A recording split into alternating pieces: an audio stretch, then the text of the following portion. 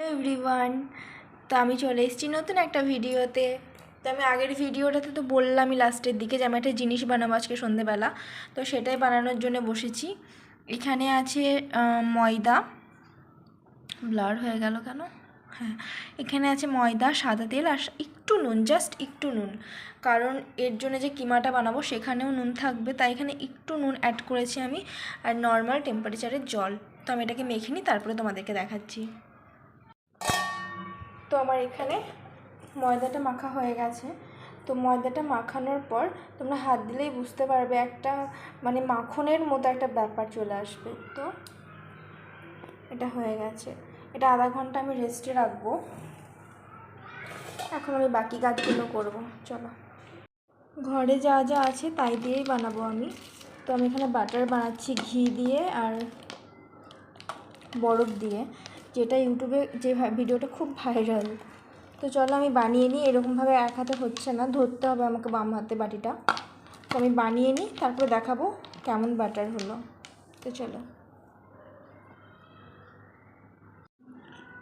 তো আমার বরফটা পুরো এরকমভাবে ঘষতে ঘষতে ব্যাপারটা এরকম হলো।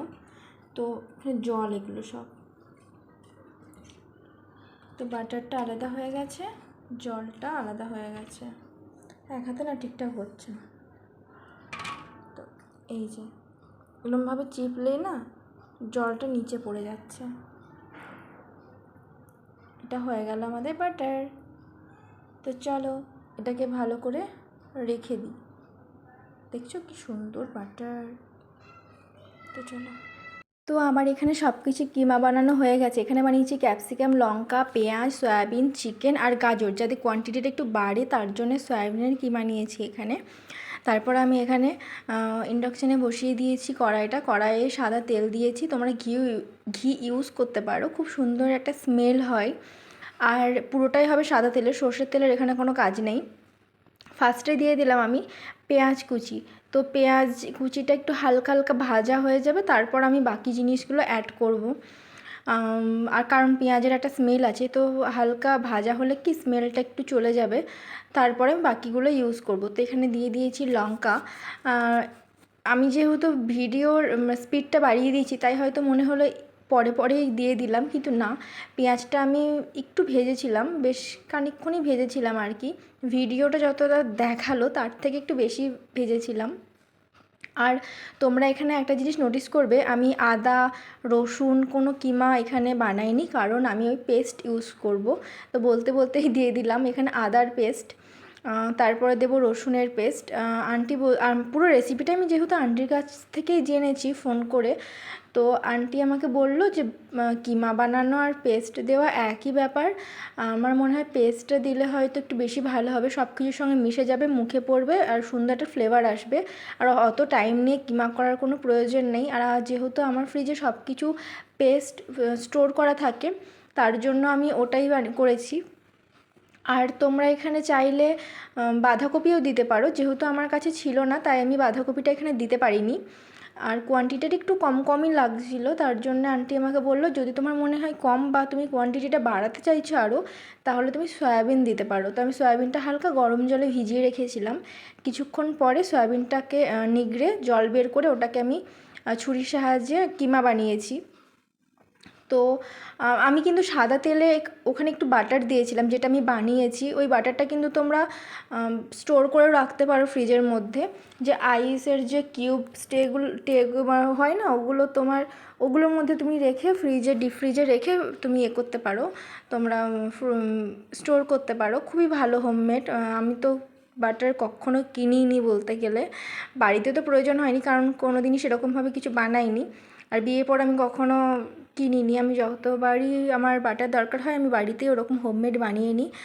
একটু বানাতে কষ্ট হয় সত্যি কথা বলতে গেলে, কারণ বরফ ধরে পুরোটা বানাতে হয়, তো হাতটা লাল হয়ে যায়, হাতের মধ্যে একটা জ্বালা জ্বালা ভাব হয়। আর আমি একটু সামান্য হলুদ দিয়েছি, কালারটা একটু সাদা সাদা চিকেন কেমন একটা লাগে, আর হলুদ দিয়েছি তার জন্য আমি একটু। আর আমি অ্যাড করেছি স্বাদ মতো নুন।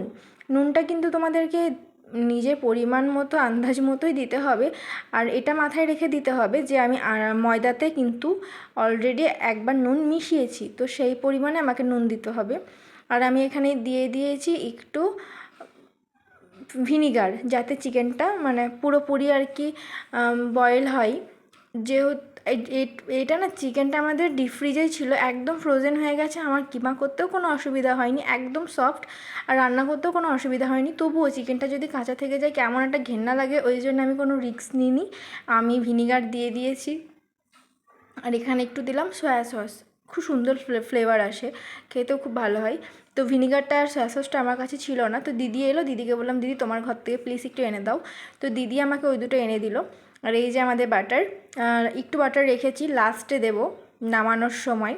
আর তারপর আমি এখানে দিয়ে দিলাম ব্ল্যাক পেপার, হালকা ঝালঝাল হবে, বেশি ভালোই লাগবে।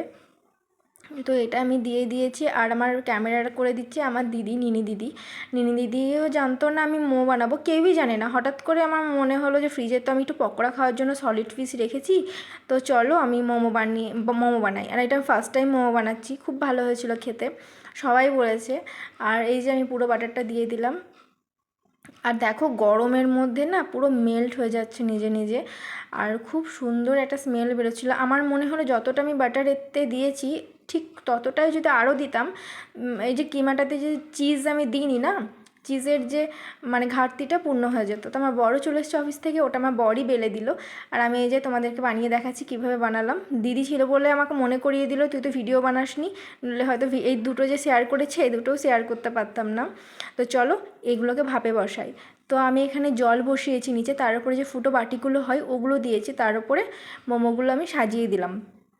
আর মোমোগুলো না লেগে লেগে যাচ্ছিলো, তার জন্য আমি দেখো দিয়েও আবার তুলে নেব, যে আমার বরকে বলবো যে একটু তেল দাও। তো ও একটু সাদা তেল ওই পুরোটার মধ্যে দিয়ে দিয়েছিলো, একটু ঘষে দিয়েছিলো। তো বেগুন ছিল না, তো পটল কেটে ওইটা দিয়েই ছাকা খেয়েছে রে, তো ওটা দিয়ে দিল। আর আমি 10 মিনিট টাইমার দেবো, তারপরে 10 মিনিট পর পুরো তুলে নেবো, তারপরে বাকিগুলো দেবো। আমার মনে হয় মোমো বানাতে গেলে না এরকম করে প্রচুর টাইম লেগেছে আমার বানাতে, তার থেকে মোমো যদি বানাতেই চাও তোমরা, তাহলে মোমো যে স্ট্যান্ডগুলো হয় আমার মনে হয় ওটা কেনাই বেটার হবে, একসঙ্গে অনেকগুলো মোমো বানানো যায়। আর এই দেখো ফাইনালি আমাদের মোমো তৈরি হয়ে গেছে। তো ভিডিওটা কেমন লাগলো তোমরা সবাই জানিও। ভিডিওটা যদি তোমাদের ভালো লাগে একটা লাইক করো, কমেন্ট করো, শেয়ার করো। আর যারা সাবস্ক্রাইব করোনি তারা প্লিজ প্লিজ প্লিজ তাড়াতাড়ি সাবস্ক্রাইব করো, আমার 1K হতে আর বেশি দেরি নেই। তো তোমাদের কাছে একটাই রিকোয়েস্ট আমার, প্লিজ তোমরা চ্যানেলটাকে সাবস্ক্রাইব করো আর 1K কমপ্লিট করো। Okay bye.